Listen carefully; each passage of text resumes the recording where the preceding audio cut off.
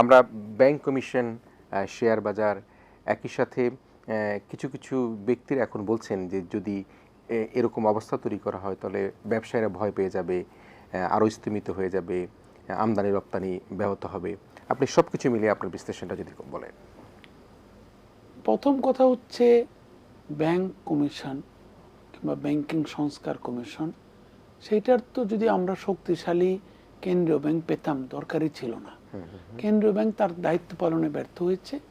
কোথায় কোথায় ব্যর্থ হয়েছে আমি এই পর্যন্ত সমর্থন করি ব্যাংক সংস্কার কমিশন গঠনকে, যেমনটি প্রধান উপদেষ্টা আজকে বলেছেন তার মূল্যবান বক্তব্যে জাতির উদ্দেশ্যে, যে ওই ভুলগুলো আমরা কিভাবে ব্যাংকগুলোকে শক্তিশালী করতে পারি, মন্দ ঋণ কমাতে পারি, অন্যান্য দেশের অভিজ্ঞতার আলোকে, সাকসেসফুল দেশের অভিজ্ঞতার আলোকে, সাকসেসফুল কেন্দ্রীয় ব্যাংকের অভিজ্ঞতার আলোকে সুশাসন আরও নিশ্চিত করতে পারি, মন্দ ঋণ কমাতে পারি, অভ্যন্তরীণ ঋণ কিংবা ইনসাইডার লোন যাকে বলে পরিচালকদের নিজের বেনিফিশিয়ারি গ্রুপকে ঋণ দেওয়া, এগুলো কমাতে পারি, প্রযুক্তির ব্যবহারের মাধ্যমে ঝুঁকি ব্যবস্থাপনাকে দক্ষ করতে পারি, মানব সম্পদের উন্নয়ন করতে পারি, এবং আমাদের ব্যাংকগুলোতে সেই মানদাতার আমলের সেবাপণ্য সেগুলোকে অন্যান্য দেশের আলোকে কীভাবে আধুনিক সেবাপণ্য আনতে পারি ব্যাংকগুলোতে, এইগুলাই মনোযোগ দেওয়া উচিত।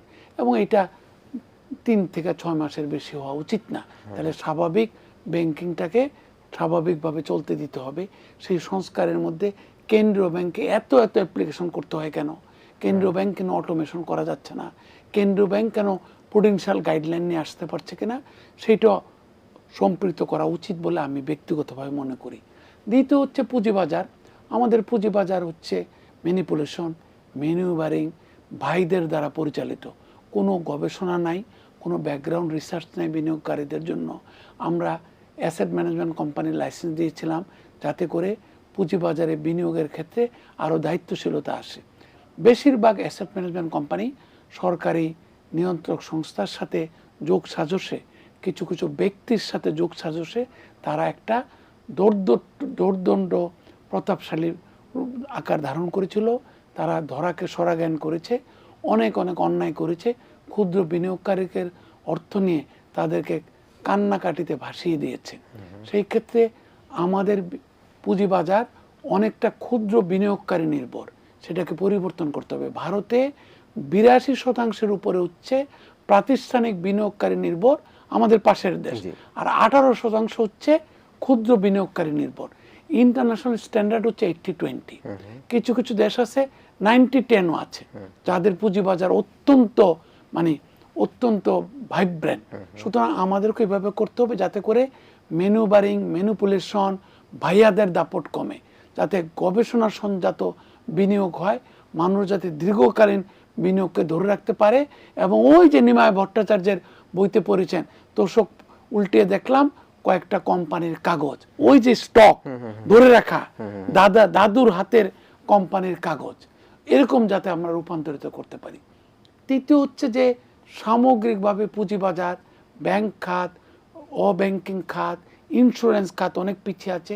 সবাইকে আরও গভীরতা সৃষ্টি করে, আরও দায়িত্বশীলতা সৃষ্টি করে, এবং অপরাপর দেশের আলোকে আমরা প্রযুক্তির সহায়তা নিয়ে আমরা অনেক কাজ করছি। এখন ডিজিটাল ব্যাংক, আমাদের এখানে 2টা ডিজিটাল ব্যাংকের লাইসেন্স দেওয়া হয়েছিল, 2টা ডিজিটাল ব্যাংক হচ্ছে কালার্ড, সরকার সংশ্লিষ্ট, তাদের প্ল্যান, বিজনেস প্ল্যান ছিল না।